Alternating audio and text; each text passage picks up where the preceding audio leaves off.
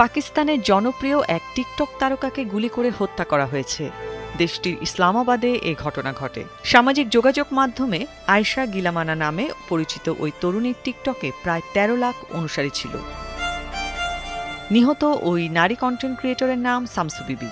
তার বাবা ফজল সাহেবজাদার দায়ের করা অভিযোগের ভিত্তিতে পুলিশ একটি হত্যা মামলা দায়ের করেছে। বিবির বাবা পুলিশকে জানান, ঘটনার দিন কাশিফ নামের এক ব্যক্তির কাছ থেকে তার মেয়ে একটি ফোন কল পান। ফোনে তাকে বাড়ির বাইরে আসতে বলা হয়েছিল। ফোন পাওয়ার পর বিবি তার ১৫ বছর বয়সী বোন আসিমা এবং ভাই নিয়ামতুল্লাহকে নিয়ে বের হন। তারা গাড়িতে করে যাওয়ার সময় একটি পেট্রোল পাম্পের কাছে মোটর বাইকে থাকা দুই অজ্ঞাত পরিচয় ব্যক্তি গাড়ি লক্ষ্য করে গুলি ছুড়তে শুরু করে।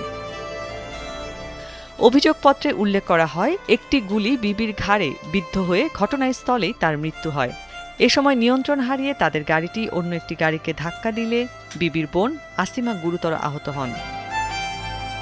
শামসু বিবির বাবা পুলিশকে আরও জানিয়েছেন, কাউসার এবং জাভেদ নামের দুই ব্যক্তির সঙ্গে তার মেয়ের আর্থিক লেনদেন ছিল। তার অভিযোগ, অর্থ ফেরতের দাবি নিয়ে বিবিকে হুমকি দেয়া হয়েছিল। এ নিয়ে পূর্বে ইসলামাবাদের ওই দুই ব্যক্তির বিরুদ্ধে একটি লিখিত অভিযোগও দায়ের করেছিলেন। নিহতের বাবার দেয়া তথ্য মতে বিবি প্রায় ৩ থেকে ৪ বছর ধরে টিকটকে ভিডিও তৈরি করছিলেন। অর্ণব নাসির, ভোরের কাগজ।